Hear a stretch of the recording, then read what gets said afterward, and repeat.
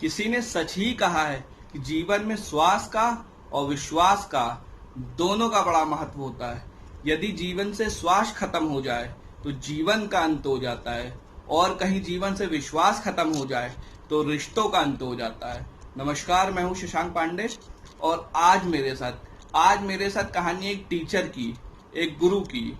दरअसल एक बार की बात होती है कि टीचर रोज की तरह अपनी क्लास में पढ़ाने के लिए जा रहा होता है, लेकिन उस दिन उसे अपने बच्चों को पढ़ाने का मन नहीं होता है। वो सोच रहा होता है कि आज क्यों ना बच्चों को कुछ जीवन का ज्ञान दिया जाए, लेकिन वो सोचता है कि मैं अपनी तरफ से ज्ञान क्यों दूं, अगर बच्चे चाहेंगे तो उन्हें कुछ बताया जाएगा। तो वो क्लास में जाते हैं और बच्चों से कहते हैं कि बच्चों, आज मैं नहीं, आज तुम लोग बताओ कि तुम्हें क्या पढ़ाया जाए।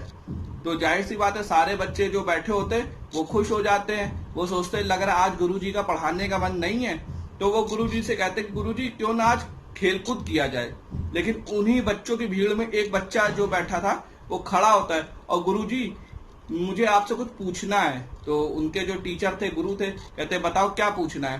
कहते गुरुजी जहां तक मुझे पता है कि इस जीवन में, इस दुनिया में बुराई सबसे ज्यादा है और अच्छाई सबसे कम है, तो क्या ये बात सच है कि झूठ है, मैं ये आपसे जानना चाहता हूँ। तो जो उनके टीचर होते हैं कहते हैं हाँ मैं तुम्हें बताता हूँ, कुछ देर रुको। तो टीचर क्लास से चले जाते हैं और थोड़ी देर बाद क्लास में आते हैं और एक सफेद पेपर पूरी क्लास में बांट देते हैं, और उस पेपर में एक बीच में काले रंग का निशान बना होता है।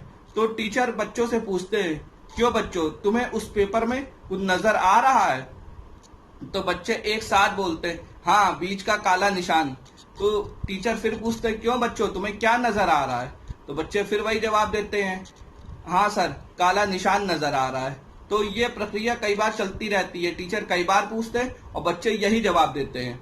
टीचर 15 मिनट बाद फिर पूछता है कि बच्चों तुम्हें क्या नजर आ रहा है, और बच्चे फिर वही जवाब देते हैं सर कितनी बार बताएं, काला निशान नजर आ रहा है। तो टीचर बच्चों से कहते हैं बेटा, वो जो काला निशान तुम्हें नजर आ रहा है, लेकिन तुमको पेपर के बाहर पूरा इतना बड़ा व्हाइट पेपर वो नजर नहीं आ रहा है। बुराई भी कुछ ऐसी ही होती है कि हमको सिर्फ और सिर्फ बुराई नजर आती, लेकिन अच्छाई उससे कई गुना ज्यादा है, लेकिन वो हमें नजर नहीं आती।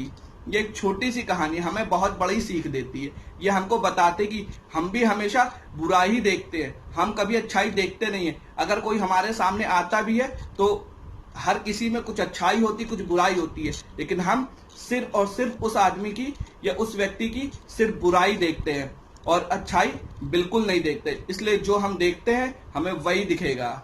मिलते हैं अगली कहानी के साथ, तब तक के लिए जय हिंद, जय भारत, भारत माता की जय, वंदे मातरम।